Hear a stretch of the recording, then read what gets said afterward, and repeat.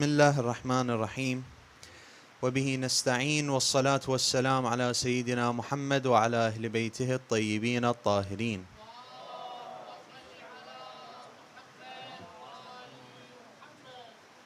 واللعنة الدائمة على أعدائهم أجمعين من الآن إلى قيام يوم الدين. القول مني في جميع الأشياء قول آل محمد.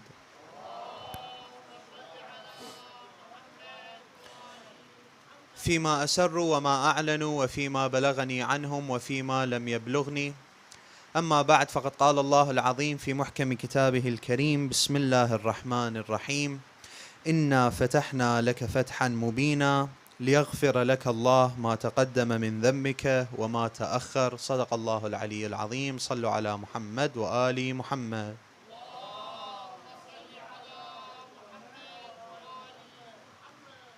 In this verse, Allah Azza wa Jal says in the Quran, we have given you a clear triumph so that Allah may forgive for you what preceded of your sin and what will follow. This topic links to the Ahlulbayt as well, especially when we look at the dua aspect of the Ahlulbayt. We like to differentiate ourselves from the different Islamic sects by saying that we have this encyclopedia of du'as teaching us how to speak to Allah from Ahlul Bayt, and that we are very proud of. We say that we are proud of this, that we have these ad'iyah from the Ahlul Bayt that teach us how to speak to Allah and so on and so forth. But then someone can come and ask us a question. Well, hold on. Your Imam is admitting to sin in his dua. Amir al-Mu'mineen Ali ibn Abi Talib in Dua al-Kumail is admitting to sin. He is saying, Allahumma ghfir li al-dhunub. Oh Allah, forgive my sins. The sins that remove my infallibility, the sins that bring down bala, the sins that so on and so forth. How do we answer this? And it links to this verse where Allah is telling the Holy Prophet, so that Allah may forgive what preceded of your sins, and linking it to the Ahlul Bayt, as in when the Ahlul Bayt do istighfar, why do they do istighfar? And is it because they sin? Now, we will go to, depending on the time, 1 or 2 incorrect answers, and then 2 or 3 answers that are plausible, and you take whichever one that resonates with you. At the end of the day, all of these plausible answers fit the same criteria, inshaAllah. بعد الصلاة على محمد وآل محمد. Starting with the first response that unfortunately some of the scholars agree with from the other school of thought, that yes, they sinned, the Ahlul Bayt sinned, and they are asking Allah for forgiveness, as in why would there be forgiveness? What's the point of istighfar if it's not to ask Allah for forgiveness? And of course we disagree with that when we have the plethora of information and evidence from the Quran and the Sunnah of Ahlul Bayt that tell us otherwise. And we even have the words and the evidences from the enemies. They come to Muawiyah, they say, "Oh Muawiyah, لا تسب عليا." Do not curse Ali ibn Abi Talib. Do not swear, do not use profanity or use a low level of language when it comes to Ali ibn Abi Talib. Not because it's wrong. They're saying politically it's not a good look, because you're trying to tell the people that you are the uncle of the believers and that you are a pious man. You swearing and cursing isn't a good look. Instead, reveal his flaws, the flaws of Ali ibn Abi Talib, reveal it, and then that will be a better political strategy for you. Muawiyah turns to them and says, لَيْسَ لِعَلِيٍّ عَيْبٍ. Muawiyah says, are you guys stupid? That would have been the first thing that I would have done. But لَيْسَ لِعَلِيٍّ عَيْبٍ. There are no flaws in Ali. So hence I resort to cursing and swearing, because there are no flaws in Ali. Otherwise that would have been the first thing I'd done. So, and it gives us a prime example that even the enemies couldn't find the flaws in Ahlul Bayt.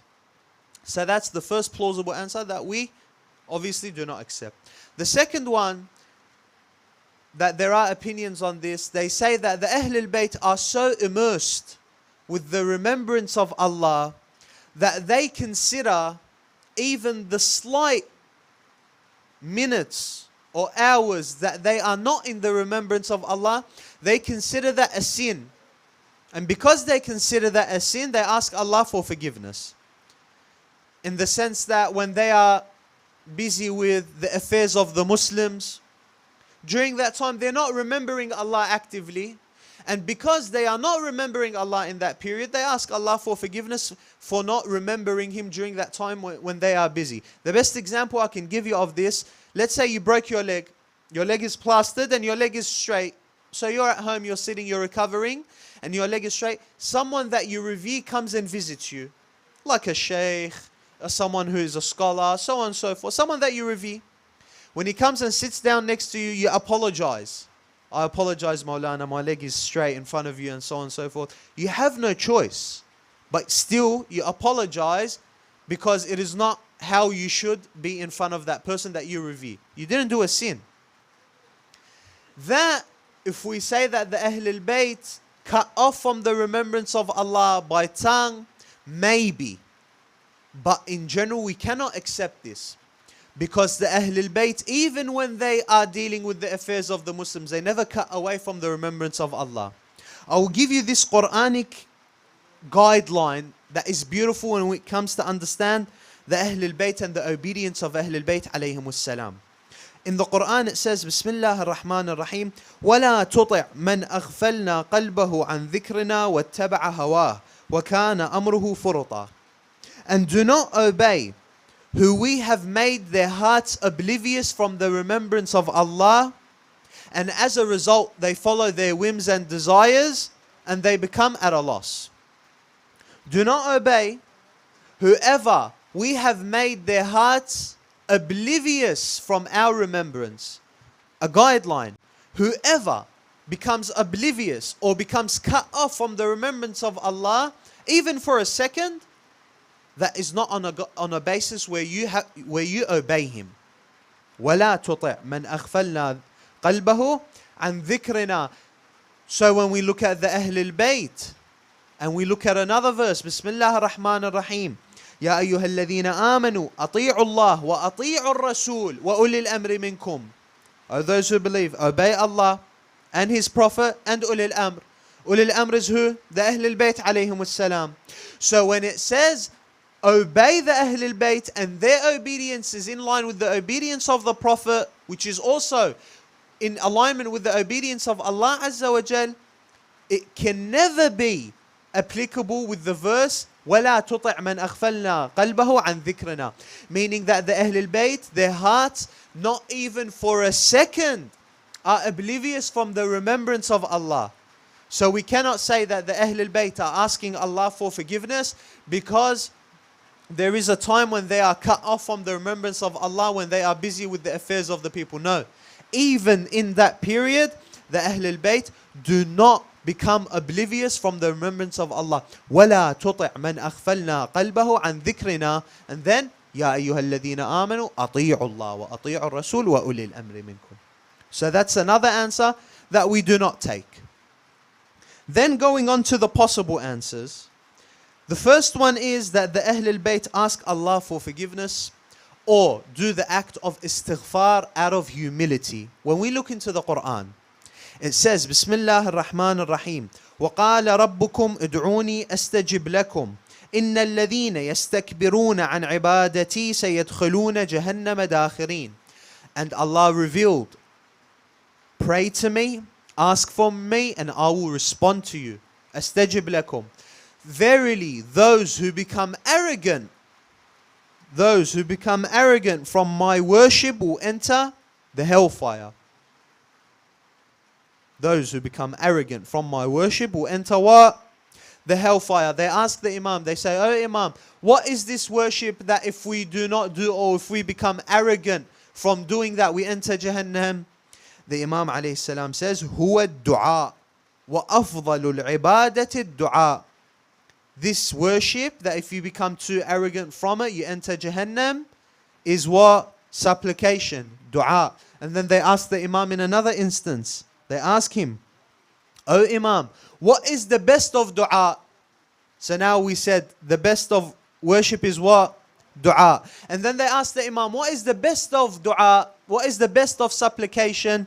The Imam says, خَيْرُ الدُّعَاء الْإِسْتِغْفَارِ. The best of dua is istighfar. So indirectly when we look at the verse, that whoever becomes arrogant from my worship will enter Jahannam, that worship is dua, and the best of dua is istighfar. So when the Imam does it, he does it out of what? Humility. إِنَّ الَّذِينَ يَسْتَكْبِرُونَ عَنْ عِبَادَتِي. This ibadah being dua, best of dua being istighfar. The Imams do this istighfar out of humility, to fall in accordance with the verses of the Quran, which they are a walking and talking Quran, so they will never contradict the holy book of Allah Azza wa Jal. Then we go into the second answer. There appears to be two different types of istighfar. Focus with me on this point.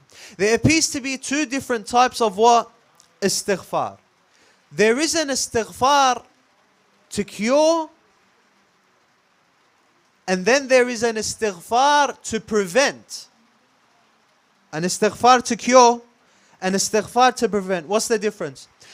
The istighfar to cure, you sinned, then you ask Allah for forgiveness, Allah forgives you. And that's the one that everyone knows. And then there's the istighfar to prevent, that even before this sin reaches you or you commit this sin, you ask Allah for forgiveness so that you never even fall into that trap and you never even fall into that mistake. What's the evidence for this? The best evidence is the verse Bismillah ar-Rahman ar-Rahim. إنما يريد الله ليذهب عنكم الرجس أهل البيت ويطهركم تطهيرا.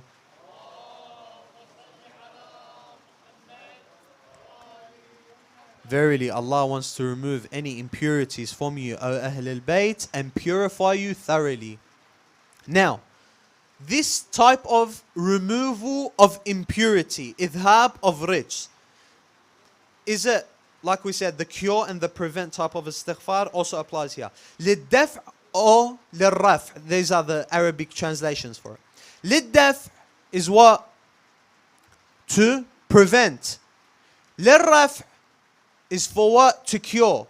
So when we say the Ahlul Bayt are purified from any impurifications, this idhab of rijs, this purification of impurities, is it to cure in the sense that the Ahlul Bayt had these impurifications, and then Allah said that verily Allah wants to purify you from those impurifications, lirraf or liddaf, in the sense of preventative, that no, before the impurification even reaches Ahlul Bayt, Allah has purified them from it, that this impurification will not even reach them. The only logical answer is the one that is preventative. The one that is what? Preventative. Otherwise you have a couple of problems when you say it is the curative. When you say that type of removal of impurifications of Ahlul Bayt is what? Is to cure, it means that they had these impurifications on them, and Allah is saying that what? I am removing this impurification from you. The problem with these are, number one, you are saying that there are impurifications on Al-Hasan wal-Hussein. The time that this verse was revealed, Imam Al-Hasan wal-Hussein were not at the age where they are to be held accountable. They are not at the sin of bulugh from an outside perspective. So how can you remove impurifications, or how can there be impurifications upon Al-Hasan wal-Hussein when they weren't even at an age where they are to be held accountable from the outside perspective? Secondly, when we say this, we are saying that Imam Al-Hasan wal-Hussein are at a higher level and status than Rasulullah, because they, at a younger age, received this level of removal of impurification, whereas the Prophet had lived more than 40 years, for example. So there can be no way that we accept that the removal of impurifications from the Ahlul Bayt is a what? The cure version. No, it is the prevent version, that the impurification will not reach Ahlul Bayt from the very beginning. Similar to istighfar. The istighfar also falls under these two categories, to cure and then to prevent. When the Ahlul Bayt do istighfar, it is different to when we do istighfar. Majorly of the time, we do istighfar lirraf, because we have done a sin, we have committed a sin, we ask Allah to forgive us. But the Ahlul Bayt, they do it للدفع, that before it even reaches them. This to show their level of isma, their level of infallibility, that also aligns with the verse of إِنَّمَا يُرِيدُ اللَّهُ لِيُذْهِبَ عَنْكُمُ الرِّجْسَ, the removal of impurifications. And it also proves the infallibility of the prophets before their revelation of their message.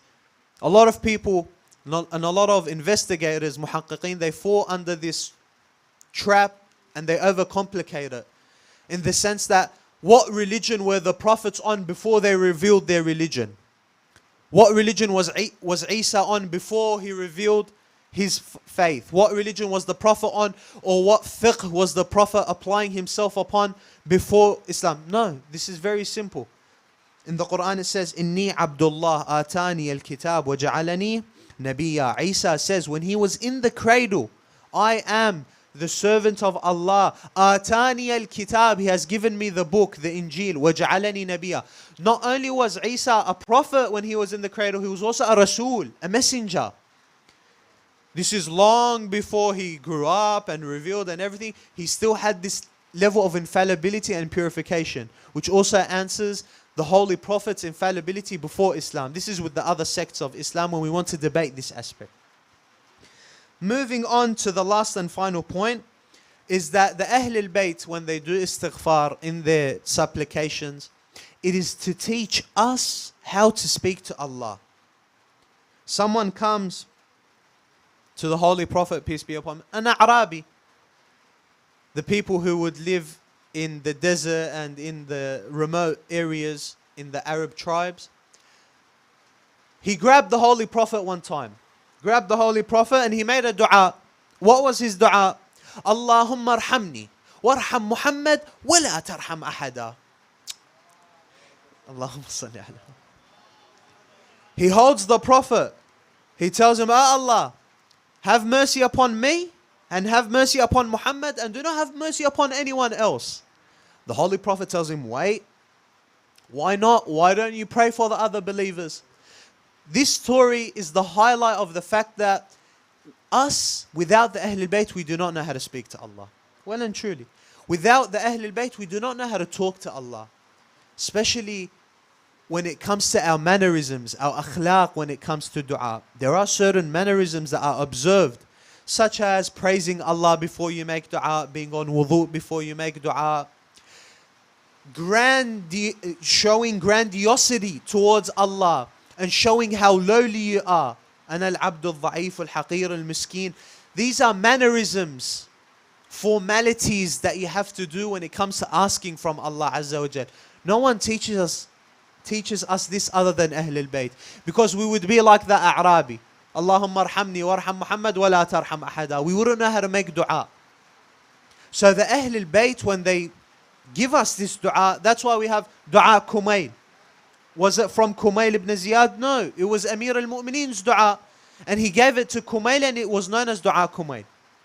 Dua Abi Hamza al-Thumali, was it for Abi Hamza al-Thumali? No, it was from the Imam and the Imam gave it to him. It is to teach us how to speak to Allah, to teach us how to gain closeness to Allah Azza wa Jal. And especially dua, because it is a crucial part in our religion and a crucial part in our faith, and it is important. It says in the Quran, Bismillah ar-Rahman ar-Rahim, وَمَا كَانَ اللَّهُ مُعَذِّبَهُمْ وَهُمْ يَسْتَغْفِرُونَ. Allah will not punish them as long as they are asking Allah for forgiveness. As long as they are doing istighfar, Allah will not punish them. One of the ways that we are preventing the punishment from falling upon us is istighfar, which are in these du'as that the Imams teach us. So it's crucial that the du'a that we say is from the Ahlul Bayt. Certain people, unfortunately, they make their own du'as. Sometimes it is of a good intention, but sometimes say Ya Fattah 673, 433 times and read it on salt and water and drink it during the Fajr, and then all your problems will go away. Where did you get this from? Where did you get this from? They make their own concoctions of ad'i and their own concoctions of ahraz and awrad, and then they say, do this and you're guaranteed to get this thawab. We have to take dua, which is a part of our religion, from Ahlul Bayt. We have to make sure that what we get from Ahlul Bayt. Because this is a large part of our religion. This is a large part of our faith. Of course, we have the ahadith that say whoever listens to this and acts upon it, Allah will not return him without him getting what he wants. Allah will give him what he wants.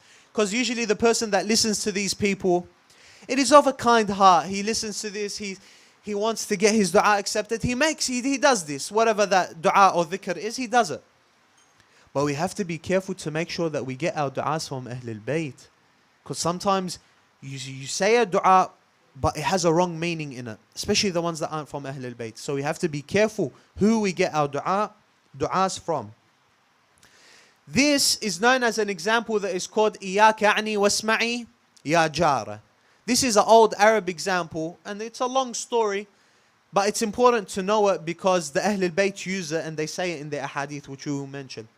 A man goes to visit his friend. He lives far away. He goes to visit him. When he goes to visit him, his friend wasn't home. He was going hunting. This is before the Holy Prophet's time. He knocks on the door. Who answers the door? His friend's sister. She lets him into the guest house or the guest room, and she tells him, wait for my brother, he will enter. Our friend fell in love. Love at first sight. When he saw his friend's sister. He goes into the guest room and he starts reciting poetry. And within the lines of poetry, he mentions this line, Iyaka a'ni wasma'i ya jara. He is mentioning how he wants to marry this woman, which is his friend's sister, but he is speaking to himself. But he wants to get the message across, but indirectly, to not be disrespectful and not to be too blunt. So she hears him say this, and then the story goes on, and then she says that make sure you do this in the way that pleases Allah. And he says, of course, I'm not here to sin. And then they get married. And then this example becomes known as Iyaka ani wasma'i ya jara. When you want to get a message across to someone in a respectful way, you use this example. I'm talking to you, but I mean someone else. The Quran, some verses in the Quran came by this example. Iyaka ani wasma'i ya jara. The Ahlul Bayt, you have Imam al-Hassan or al-Hussain, when they see the old man doing wudu incorrectly, what do? Do they go and tell him you're doing wudu incorrectly? No. They go and tell him, we want you to see, we want you to judge which one of us does wudu the best. An indirect way of sending a message across is what? Iyaka ani wasma'i ya jara. Imam Reda alayhi salam, when al-Ma'mun, in a very long hadith in Uyun Akhbar al-Reda, he asks him about the verses which allude to the Prophet sinning, like the one we started off with, and he asks him about it. The verse was, Bismillah ar-Rahman ar-Rahim, Afa Allahu anka lima adhinta lahum. Afa Allahu anka, Allah has forgiven you, meaning the Prophet sinned. Imam Reda alayhi salam responds to al-Ma'mun and he says, هذا مما نزل بإياك عني واسمعي يا جارة خاطب الله عز وجل بذلك نبيه وأراد به أمته. The Prophet was speaking to the Prophet, but he was meaning his what? His ummah. And another verse the Imam says, وكذلك قوله تعالى لئن أشركت ليحبطن عملك ولتكونن من الخاسرين. O Prophet of Allah, if you disassociate or if you associate with Allah, your deeds become void and you become of the losers.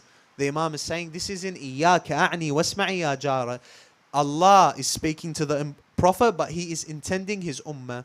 So when we see the du'as of Ahlul Bayt alayhim salam, one of the possible answers is that the Ahlul Bayt are teaching us how to speak to Allah, are teaching us. So when the Imam says Allahumma ghfir li adh-dhunub, it is not because for himself. It is to teach us how to speak to Allah, to give us the mannerisms and the ways and the modes to which to gain closeness to Allah. For they are al-adilla'u ala mardatillah. They are the ones that teach us what pleases and what angers Allah Azza wa Jal. Allahumma ajil waliyaka al-faraj wal-afiyata wal-nasr waj'alna min ansarihi wa a'wanihi wa shi'atihi wa muhibbih. وإلى أرواح المؤمنين والمؤمنات رحم الله من قرأ سورة المباركة الفاتحة مع الصلاة على محمد وآل محمد.